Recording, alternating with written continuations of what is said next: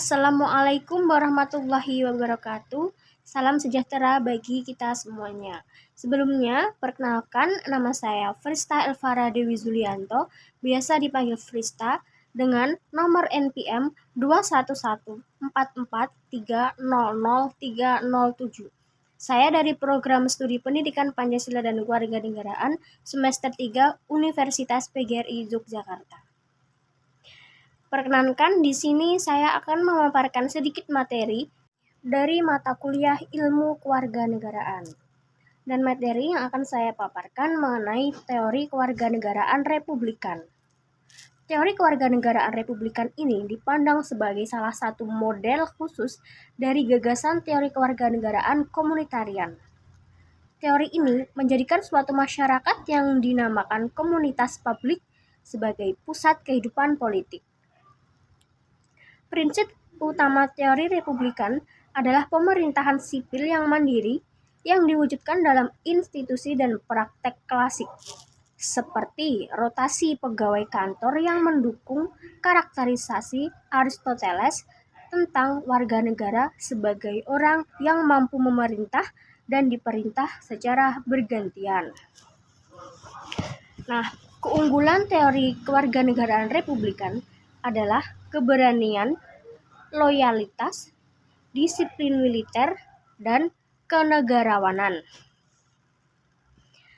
Selain keunggulan dari teori ini juga memiliki kelemahan, yaitu yang pertama, konsepsi militer dianggap sebagai unsur yang membahayakan oleh kelompok tertentu.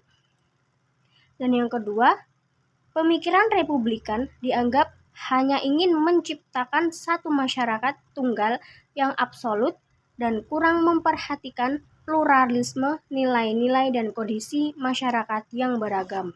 Untuk yang selanjutnya, selain teori kewarganegaraan republikan, ada juga teori neorepublikan.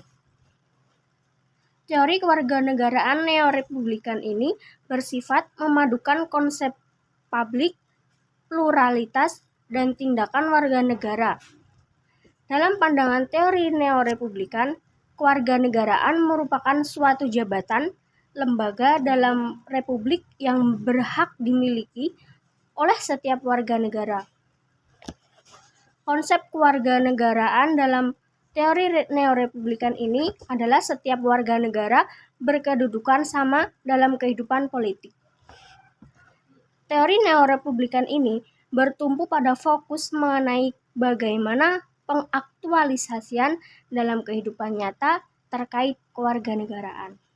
Dan yang terakhir mengenai awal mula konsep kewarganegaraan di Indonesia.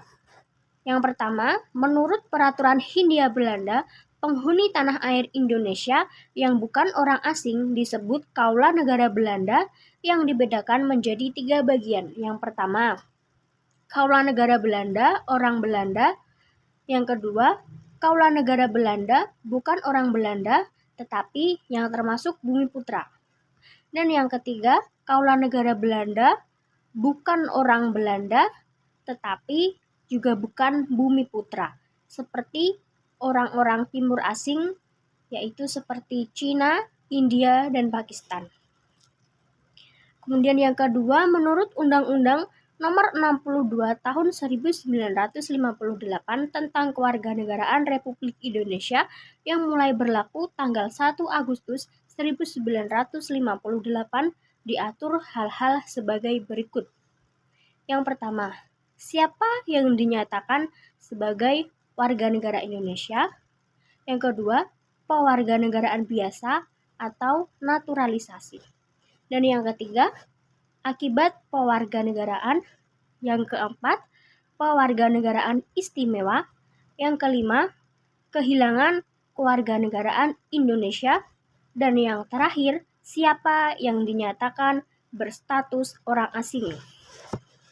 Nah, pengaturan kewarganegaraan secara formal termuat dalam Undang-Undang Nomor 12 Tahun 2006 tentang Kewarganegaraan Indonesia.